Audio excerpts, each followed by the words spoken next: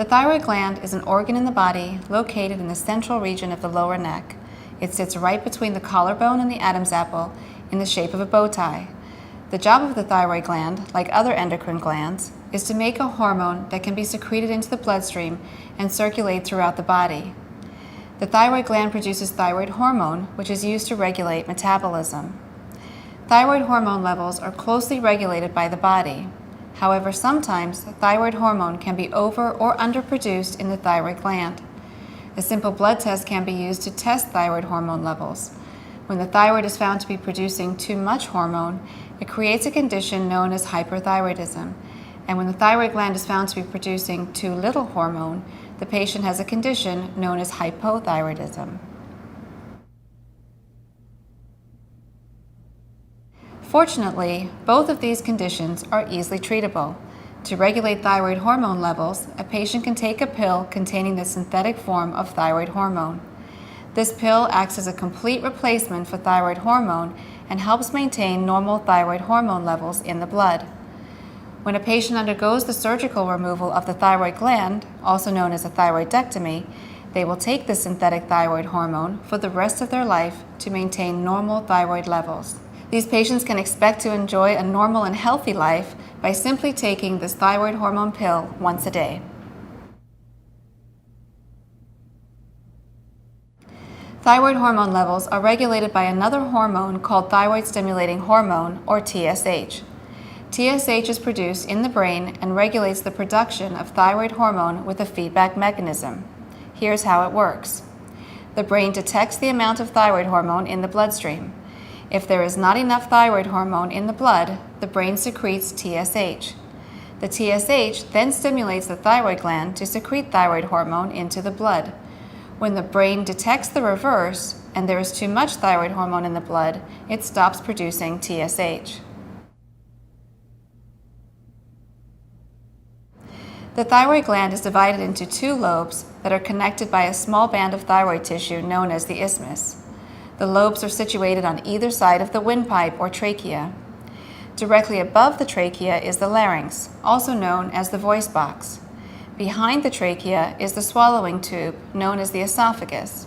There are several important nerves that are situated immediately adjacent to the thyroid gland.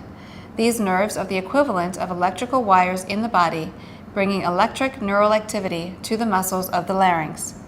The recurrent laryngeal nerves are responsible for moving the muscles of the larynx so they can produce sound. They are located behind the thyroid gland and run adjacent to the trachea and esophagus. At the upper end of the trachea, the recurrent laryngeal nerves enter the larynx and sit on the right and left sides of the trachea. The left recurrent laryngeal nerve controls the left vocal cord, and the right recurrent laryngeal nerve controls the right vocal cord. The back and forth movement of the vocal cords produces sound for normal conversational speech. Another important set of nerves, called the superior laryngeal nerves, pass through the upper region of the thyroid gland. Just like the recurrent laryngeal nerves, there are two superior laryngeal nerves. These nerves control the tension of the vocal cords, which is responsible for the modulation of the pitch and volume of the voice.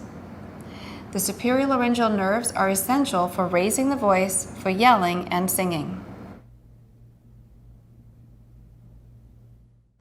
A final and important structure, important to mention due to its close proximity to the thyroid gland, is called the parathyroid gland.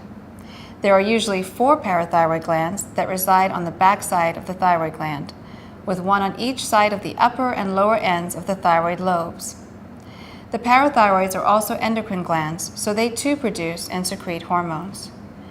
Each parathyroid gland releases parathyroid hormone, which regulates calcium levels in the blood.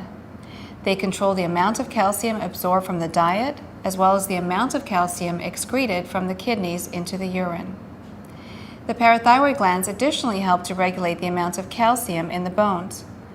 A normal level of parathyroid hormone is required for healthy bones.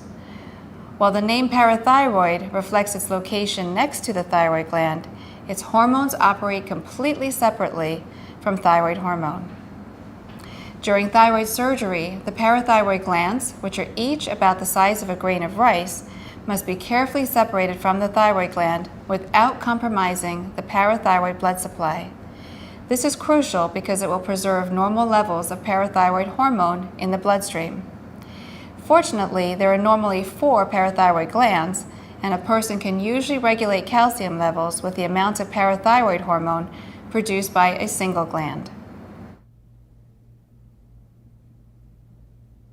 Thyroid surgery can involve the removal of all or part of the thyroid gland. There are various terms used to define the amount of thyroid gland tissue that is removed. In most surgeries, either half or the entire thyroid gland is removed. A hemithyroidectomy, also referred to as a lobectomy, refers to the removal of half of the thyroid gland. It is extremely rare to have less than half of the gland removed during surgery. A total thyroidectomy refers to the removal of the entire gland. This procedure is used to treat thyroid cancer. In circumstances in which there are nodules or abnormalities in the isthmus of the gland, an isthmusectomy must be performed to remove the central portion of the gland that connects the right and left lobes of the thyroid. This module will focus on the removal of the entire thyroid gland for thyroid cancer.